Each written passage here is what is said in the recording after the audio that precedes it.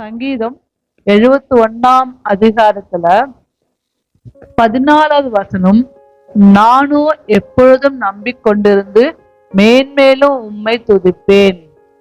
தாவீது எப்போதுமே அவருடைய நம்பிக்கை தேவன் ஒருவர்தான்.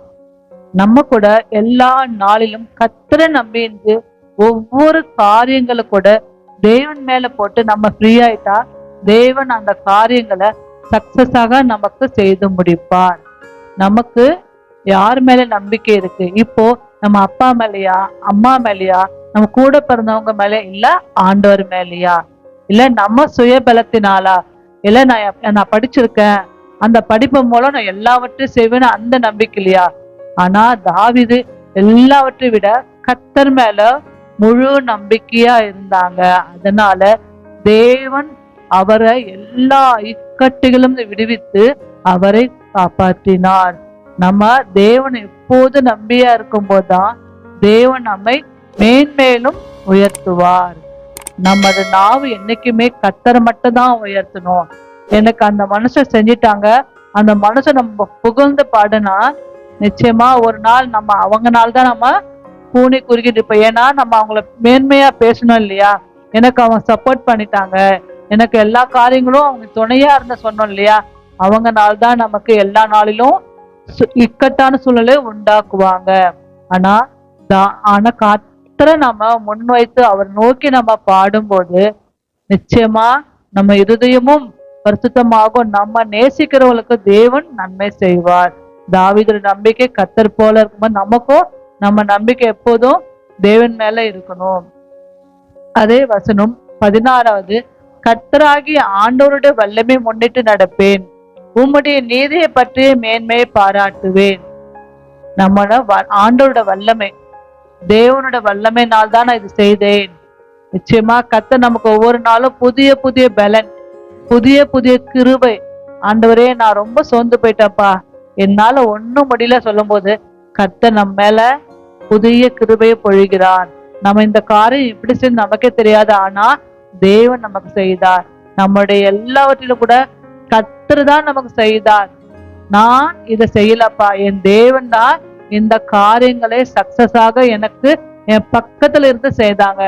அதே நம்ம படிக்கிற படிப்பு கூட ஆண்டவரே சொல்லிட்டோம், ஆண்டவரே நான் இந்த படிப்பு படிக்கிறேன்ப்பா, எனக்கு நல்ல ஞானத்தை கொடுங்க, நான் இந்த வேலையை செய்யறேன், எனக்கு நல்ல ஞானத்தை கொடுங்கன்னு தேவன் சொல்லும் போது கர்த்தர் நமக்கு ஏற்ற நல்ல ஞானத்தை கொடுப்பார்.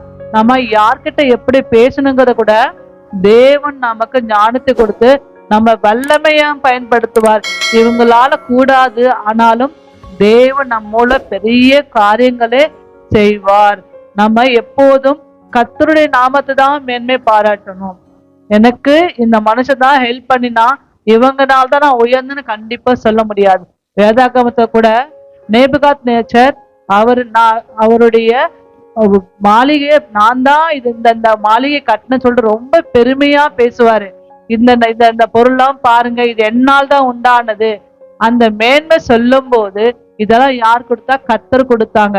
அந்த ஒரு நிமிஷம் அவங்க மறந்துடுவாங்க, இது என்னால் தான் உண்டான்னு சொல்லும் போது அந்த மேன்மைனால அவங்களுடைய எல்லாவற்றையும் இழந்து மாட்டு தொழுத்துல நிற்பாங்க. ஏன்னா நம்ம பெருமை என்னாலதான் ஆச்சுன்னு பெருமை பேசும்போதுதான் அந்த பெருமை நம்ம தாழ்மையில கொண்டு போய் முடியும்.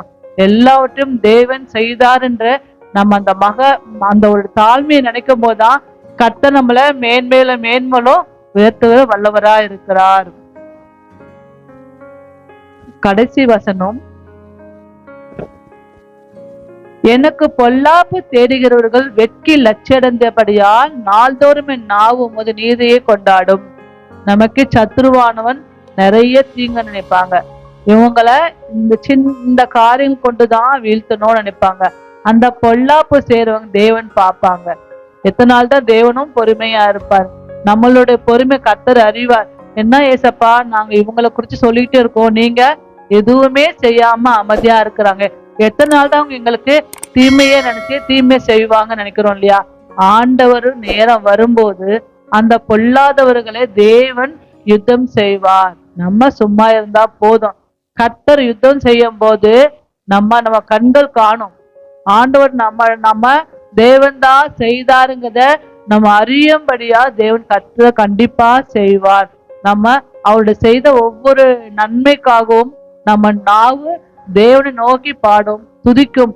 நம்ம மற்றவங்களுக்கு கூட என் தேவன் எங்களுக்காக இறங்கி செய்வாருங்கிற சாட்சியா சொல்லுவோம். நம்ம ஒவ்வொருவரும் கூட கத்தரை மட்டும் தான் நினைக்கணும், கத்தரை நம்பிக்கை வைப்போம். அவரே எல்லா காரியங்களையும் வாய்க்க பண்ணுவார். இந்த மாதம் முழுமையா கத்த நம்மளே பாதுகாத்து அவருடைய வழிகளை நடத்துவார். இந்த சங்கீத கூட தேவன் ஆசீர்வதிப்பாராக.